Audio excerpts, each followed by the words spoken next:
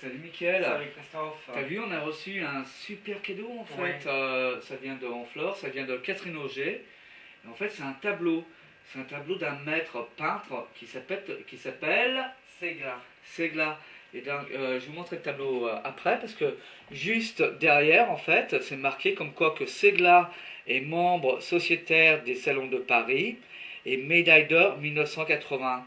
Et bah voilà, je peux vous montrer, hein, je vous mens pas. Hein, c'est le derrière du tableau. Et le tableau s'appelle Avant l'entrée en piste. Et voilà le tableau qui est vraiment magnifique. C'est une œuvre d'art en fait, qui est signée justement. Voilà, on va essayer de trouver la signature. Je vais essayer de trouver la signature. Voilà, qui est juste là. C'est là. C'est quand même un super cadeau, Michael. Ouais, c'est vrai qu'il est beau. Et Voilà. comme on dit, beaucoup de gens l'ont vu, l'ont trouvé vraiment super. Ouais, tout le monde nous dit comme quoi il est fantastique et tout. Et ben nous, on remercie beaucoup Catherine Auger quand même pour ce cadeau. Et Ça fait plaisir. eh bien, tu sais quoi? Ben, on va raconter un petit peu la vie de De Segla. Vladimir, Vladi de Vas. Vladis, Vas, Vladi pour les intimes, Segla. Allez, c'est parti. Né en Pologne il y a 104 ans, Władysław Segla, qui vient de fêter son anniversaire, est connu comme le peintre de la lumière. Installé la majeure partie de l'année dans son atelier de Honfleur, l'artiste continue de peindre sur ses thèmes de prédilection: les paysages marins, les natures mortes et les portraits, notamment liés au monde du cirque. Un artiste complet. Fils d'un sculpteur et musicien, son destin était tracé vers la création artistique. Il commence sa vie professionnelle dans le travail manuel. En Pologne, son pays d'origine, il apprend l'ébénisterie.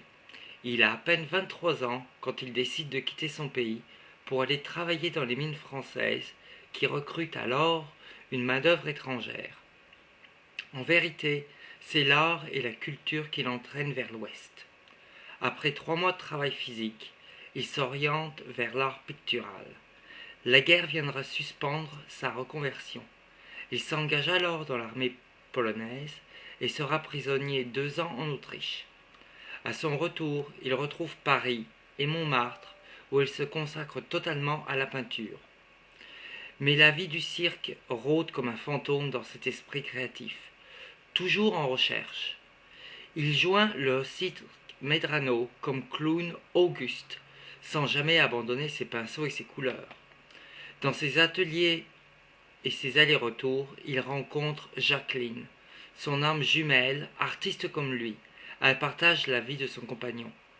Depuis 20 ans, le couple vit à Honfleur, où il a ouvert une galerie. Ils y exposent une œuvre qui condense la vie passionnante d'un homme qui donne chaque jour libre cours à son imagination, à sa création. Un homme qui a tant à donner qu'il lui manque encore un autre siècle de vie pour s'exprimer. Vladi et Jacqueline sont 2 êtres vrais, gentils, attachants. Et Vladi, malgré ses 104 printemps, a encore l'œil qui pétille, et dans le fond de son regard, on retrouve un morceau d'enfance, a dit le maire Michel Lamarre lors de la remise de la médaille de la ville. Le secret d'une telle vitalité? J'ai de la chance d'avoir une femme qui s'occupe de moi. J'ai toujours été sportif. Je n'ai jamais fumé, ni bu.